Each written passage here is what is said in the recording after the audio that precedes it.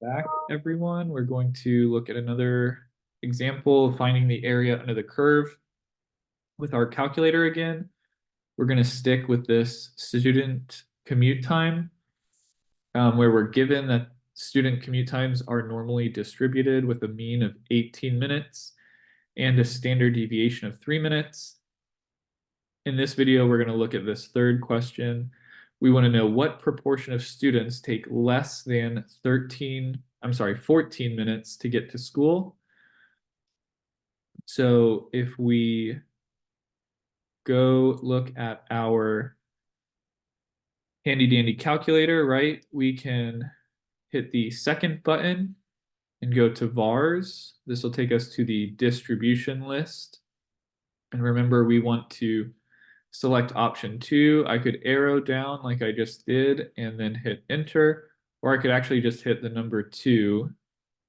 You can see this is the second option. Just hit the corresponding number you're looking for, and it takes you straight to the normal CDF screen. So in the last problem, right, we were looking for a interval, right? We want to know the probability that a student commuted between 17 and 23 minutes.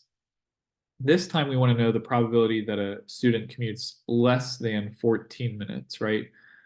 So 14 is actually going to go in our upper, right? We want 14 or less. So remember our normal distribution functions, they go all the way to the left, all the way to the right. They never stop. They go all the way to negative infinity and positive infinity. So because 14 is going to be our upper, that's the greatest value we care about, we need to plug negative infinity into our lower cutoff value here. So to do that, we're going to hit the negative button and then 1. We'll then hit second and the comma button. You can see the second button, second option up here is this EE. It actually only inputs one E, but that's okay. And then we'll enter in 99. So this negative 1E 99 is how your calculator reads or understands negative infinity. So again, because we want the proportion of students that take 14 minutes or less, right? 14 is the greatest number. It's going to be our upper cutoff. And we still have that 18 population mean and 3 population standard deviation from the last problem in there. If you don't, just go ahead and enter those in.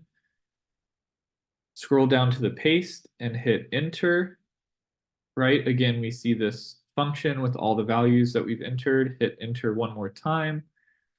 And we're given that the proportion of students, right, that commute less than 14 minutes to school is 0.0912 or 9.12%.